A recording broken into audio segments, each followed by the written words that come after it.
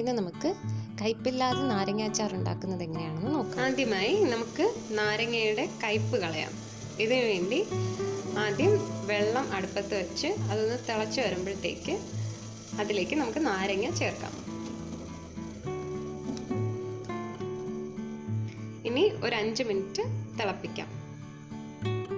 കൂടുതൽ സമയം നാരങ്ങ തിളപ്പിച്ചാൽ നാരങ്ങ പൊട്ടിപ്പോകും. അതുകൊണ്ട് 5 മിനിറ്റ് മാത്രമേ തിളപ്പിക്കാവൂ. അതിനുശേഷം ഈ ചൂടുവെള്ളം മാറ്റി തണുത്ത വെള്ളം ചേർക്കാം.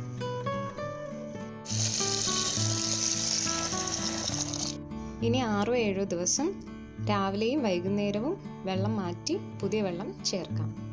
ഓരോ ദിവസം വെള്ളം മാറ്റുമ്പോഴും ആ മാറ്റുന്ന വെള്ളം നാവിൽ തൊട്ട് വെച്ച് നോക്കാം.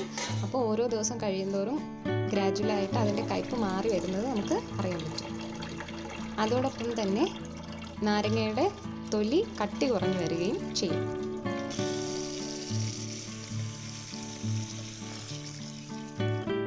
ആറ് ദിവസം കഴിഞ്ഞിട്ടുണ്ട്.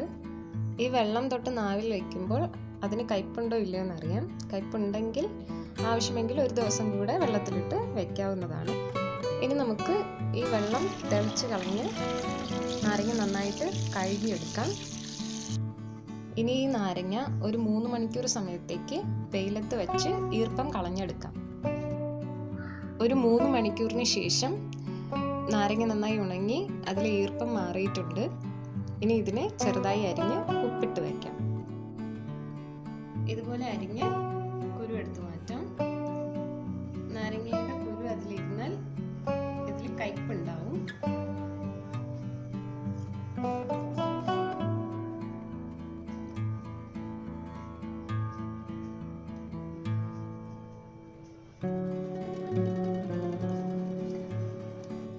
നമ്മൾ എത്ര ദിവസം ഇതുപോലെ വെള്ളം മാറ്റി എടുക്കുന്നോ അത്രത്തോളം അതിൻ്റെ തൊലി കട്ടി കുറയുകയും കയ്പ് മാറുകയും ചെയ്യും.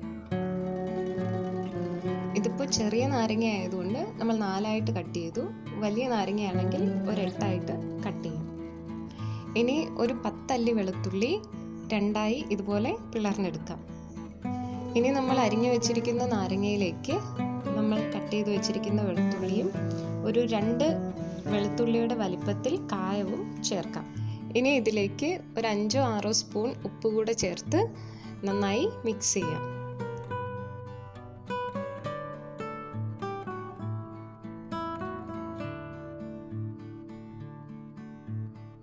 അച്ചാർ ഇടുമ്പോൾ ഉപ്പ് കുറവാണെങ്കിൽ നമുക്ക് കൂടുതൽ ഉപ്പ് ചേർക്കാവുന്നതാണ്. ഇതിലേക്ക് 2 പച്ചമുളക് കൂടെ അരിഞ്ഞ് ചേർക്കാം.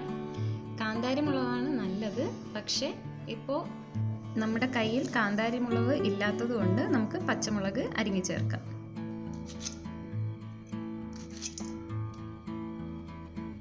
ഈ ഒരു വലിപ്പത്തിൽ പച്ചമുളക് അരിഞ്ഞ് ചേർക്കാം.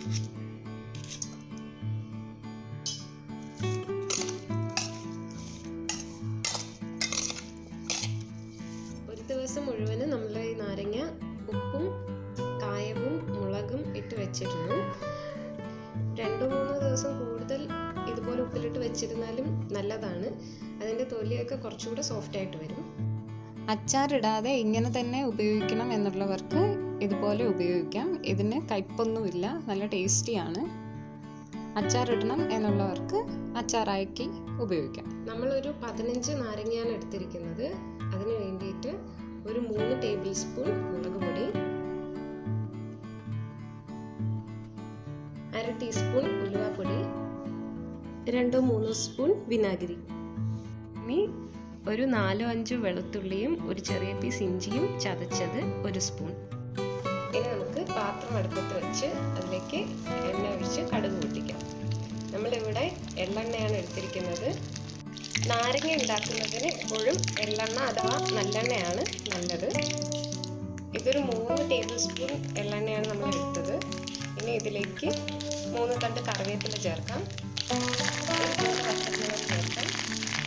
ഇഞ്ചി വെളുത്തുള്ളിയും ചതച്ചത് ചേർക്കാം. നന്നായിട്ടൊന്ന് വഴറ്റാം.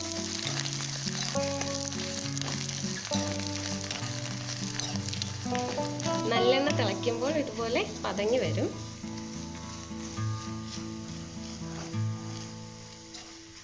നല്ലെണ്ണ ഇല്ലെങ്കിൽ സൺഫ്ലവർ ഓയിൽ ആയാലും മതി.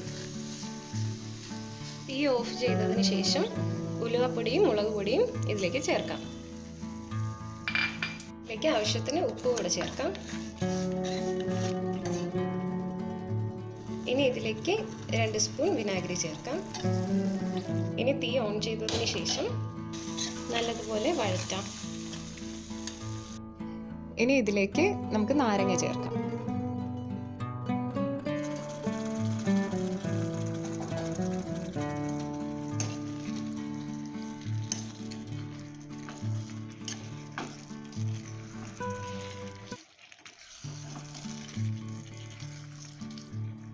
ചെറു തീയിൽ നന്നായിട്ട് വഴറ്റാം.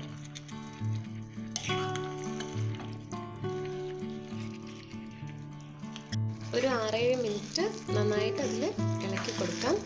ആവശ്യമെങ്കിൽ നിറത്തിന് വേണ്ടി ഒരു നുള്ള് മഞ്ഞൾപ്പൊടി കൂടെ ചേർക്കാം.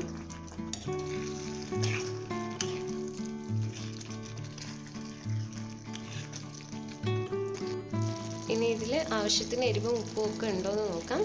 ആവശ്യമെങ്കിൽ കുറച്ച് ഉപ്പ് കൂടെ ചേർത്ത് വാങ്ങാം. തീരെ കയ്പില്ലാത്ത നാരങ്ങ അച്ചാർ റെഡി. ഇനി തണുത്തതിന് ശേഷം ഒരു കുപ്പിയിലേക്ക് മാറ്റി അടച്ചു വെച്ച് സൂക്ഷിക്കാം.